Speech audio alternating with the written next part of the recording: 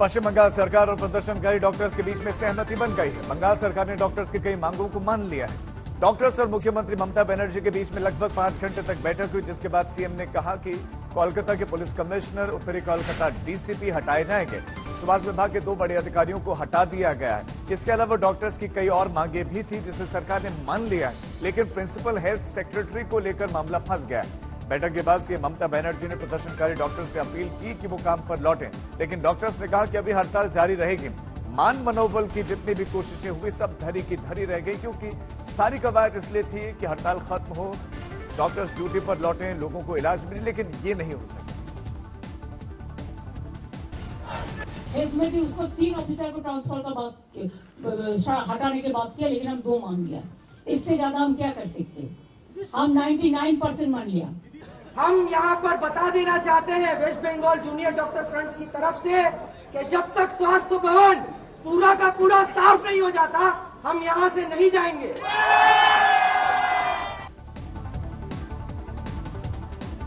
दिल्ली के मुख्यमंत्री अरविंद केजरीवाल आज मुख्यमंत्री पद से इस्तीफा देंगे। जेल से छूटने के बाद से उन्होंने पद छोड़ने का ऐलान किया था और मंगलवार की तारीख तय की थी।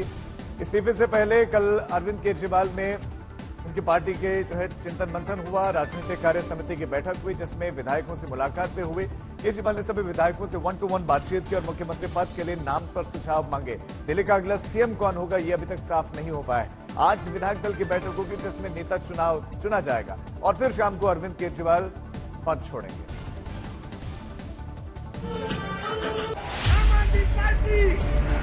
आम आदमी पार्टी आज मैं आपकी अदालत में अब से कुछ ही घंटे के बाद दिल्ली को नया मुख्यमंत्री मिल जाएगा। केजरीवाल के भरोसेमंद ये 4 नेता अभी तक सीएम पद की रेस में सबसे आगे चल रहे हैं। आतिशी, कैलाश गहलोत, गोपाल राय, सौरभ भारद्वाज। सोमवार शाम आम आदमी पार्टी की पॉलिटिकल अफेयर्स कमेटी की बैठक हुई। बैठक में अरविंद केजरीवाल और पीएससी के सदस्यों के अलावा दिल्ली सरकार के सभी मंत्री मौजूद रहे। पीएससी की बैठक में नए सीएम के लिए केजरीवाल ने सभी नेताओं से 1-to-1 चर्चा की और उनकी राय जानी। अब आज सुबह 11:30 बजे आम आदमी पार्टी के विधायक दल की बैठक होगी। इसी बैठक में नए सीएम के नाम पर मुहर लगेगी और फिर शाम 4:30 बजे अरविंद केजरीवाल एलजी से मुलाकात करके अपना इस्तीफा सौंपेंगे और उसी वक्त विधायक दल के नेता का नाम और विधायकों का समर्थन पत्र भी एलजी को देंगे। नए मुख्यमंत्री के विषय में चर्चा की, उनसे फीडबैक लिया और कल विधायक दल की मीटिंग होगी और इस चर्चा को दूसरे चरण में कल विधायकों के साथ मुख्यमंत्री ले जाएंगे। क्योंकि 1-to-1 मीटिंग हुई है, इसलिए किसी को भी दूसरे के आकलन का कोई अंदाजा नहीं है। हर एक को सिर्फ अपना ही आकलन मालूम है, इसलिए नामों के ऊपर कोई भी बात जो है वो मात्र स्पेकुलेशन होगी। इटावा की बीजेपी विधायक सरिता भदौरिया रेलवे ट्रैक पर गिर गई। वंदे भारत एक्सप्रेस को हरी झंडी दिखाने के दौरान विधायक पटरी पर गिरी तो हड़कंप मच गया। गनीमत रही कि ट्रेन रुके हुए थे। दरअसल आगरा वाराणसी के बीच में वंदे भारत ट्रेन की शुरुआत हुई है। ये ट्रेन इटावा रेलवे स्टेशन पर रुकी हुई थी।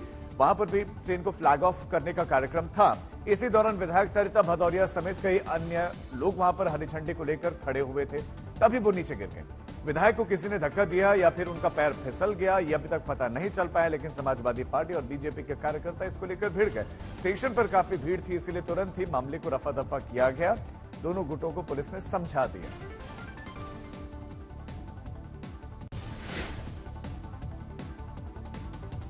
महाराष्ट्र के अंबरनाथ में 2 डंपर के बीच में जबरदस्त आपको बता दें कि ये स्थिति देखने को मिली जब एक बाइक सवार वहां फंस गया। एक डंपर आगे से था और एक पीछे से वहां पर पहुंचा और बीच में ये बाइक सवार। जब डंपर ने बाइक को कुचल दिया तब युवक उसमें नजर भी आया। गनीमत रही कि गोल चक्कर पर स्पीड कम थी। बाइक सवार को मौका मिल गया इस समय और समय रहते वो पीछे हट गया, वरना ये जानलेवा हो सकता था। बाइक को रौंदने के बाद भी डंपर ड्राइवर कुछ दूर तक उसे घसीटता हुआ दिखाई दिया। बाइक सवार ने पैदल ही उसका पीछा किया, तब जाकर वो रुका। बाइक सवार ने हेलमेट लगा रखा था और इसीलिए उसे मामूली चोट आई।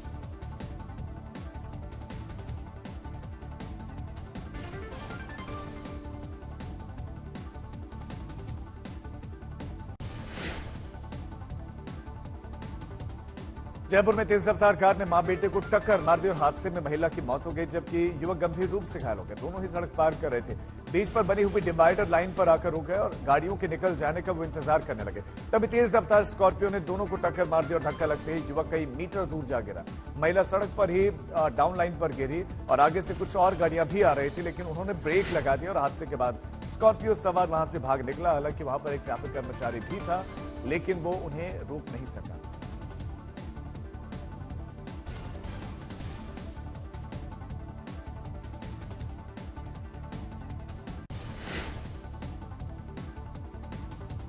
बहराइच में ऑपरेशन भेड़िया फिर से तेज हो गया है। रात भर वन विभाग के अधिकारी और गांव वालों ने भेड़िए की तलाश की, लेकिन वो पकड़ में नहीं आया।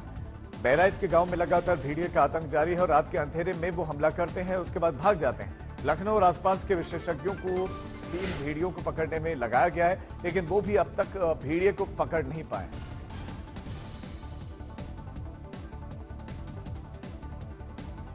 वन विभाग की टीम लगातार भेड़िए की तलाश कर रही है, लेकिन भेड़िए पकड़ में नहीं आए। इससे पहले 5 भेड़िए पकड़े जा चुके हैं, लेकिन अभी एक भेड़िए की तलाश जारी है और लगातार टीम में गश्त कर रहे हैं। रात के समय में भी तमाम अत्याधुनिक उपकरणों के साथ खोजा जा रहा है, लेकिन कामयाबी मिल नहीं पा रही।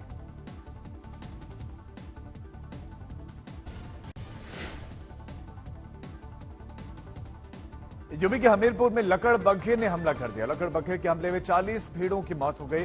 ग्रामीणों ने बताया कि लकड़बग्घों ने झुंड में हमला किया, जिसकी वजह से 40 भेड़ों की मौत हो गई। इस घटना के बाद से हमीरपुर के ग्रामीणों में भय का माहौल है। हमीरपुर के डीएम समेत बांदा के डीआईजी और कमिश्नर ने प्रभावित इलाकों का दौरा किया।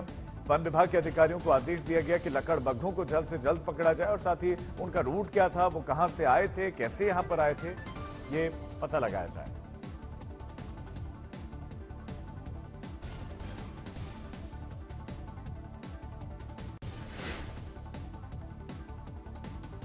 मध्य प्रदेश में सोयाबीन के किसान आंदोलनरत हैं। एमपी के अलग अलग जिलों में किसानों ने ट्रैक्टर मार्च किया, हाथों में भगवा झंडा और टोपी लगाकर हजारों की संख्या में सड़कों पर उतरे और सरकार को ज्ञापन भी सौंपा गया। किसानों की मांग है कि सोयाबीन की कीमत 6,000 रुपए प्रति क्विंटल की जाए।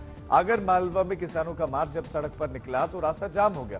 दूर दूर तक भगवाधारी किसान दिखाई दे रहे थे। इंदौर में भी बिल्कुल यही नजारा था। वहां पर भी हजारों किसान जिला मुख्यालय तक पैदल पहुंचे।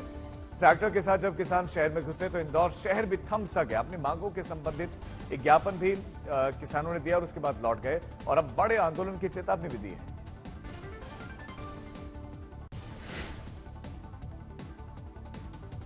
प्रयागराज में बाढ़ की वजह से हालात बेकाबू हैं। सल्लूरी, दारागंज और बघाड़ा में बाढ़ का जो बाढ़ है उसका पानी घुस गया है। छोटा बघाड़ा इलाके में निजी हॉस्टल और एक लॉज पानी में डूब गया। यहां पर रहने वाले प्रतियोगी छात्र इलाके छोड़कर सुरक्षित जगहों पर जा रहे हैं। एनडीआरएफ की टीम हॉस्टल में फंसे हुए छात्रों का रेस्क्यू करने के लिए भी पहुंची। रिहायशी इलाकों में पुलिस और एनडीआरएफ की टीम पेट्रोलिंग कर रही है। साथ ही फंसे हुए लोगों तक सहायता पहुंचाई जा रही है। जहां पर बाढ़ का पानी पहुंचने का डर है, वहां पर भी लोगों को आगाह किया जा रहा है और वहां से उनको हटने के लिए कहा गया है। इसके प्रयागराज में तेजी से जलस्तर बढ़ रहा है और गंगा और यमुना 84.74 जो खतरे का निशान है उससे 1 मीटर नीचे बह रही है। ऐसे में एनडीआरएफ पूरे बाढ़ग्रस्त इलाकों में मुस्तैद है और जो लोग बाढ़ग्रस्त इलाकों में फंसे हैं उनको सुरक्षित निकालकर सुरक्षित जगहों पर पहुंचा रहे हैं। एनडीआरएफ जब उनके रेस्क्यू करके लोगों को निकाले, वो लोग एनडीआरएफ को थैंक यू बोल रहे हैं, क्योंकि एनडीआरएफ बाढ़ग्रस्त इलाकों में घुसकर बाकायदा जो बाढ़ इलाकों में फंसे हुए हैं उन लोगों को निकालकर सुरक्षित स्थानों पे पहुंचाने के काम कर रहे हैं। यानी जो फंसे हुए लोग हैं बाढ़ में, वो लोग एनडीआरएफ की टीम को थैंक यू बोल रहे हैं। आज प्रधानमंत्री मोदी का जन्मदिन है और इस मौके पर दुनिया भर के नेता उनको शुभकामनाएं दे रहे हैं। उदयपुर के एक कार्विंग आर्टिस्ट ने तरबूज पर प्रधानमंत्री मोदी का चित्र उकेर कर उन्हें बधाई दी और साथ ही उनके उत्तम स्वास्थ्य की कामना की।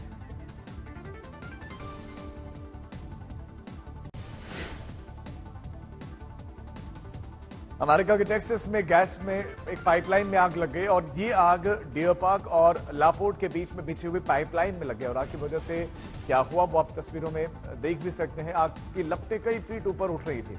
फायर ब्रिगेड की टीम ने आग को बुझाने की कोशिशें की, लेकिन कोई फायदा नहीं हुआ।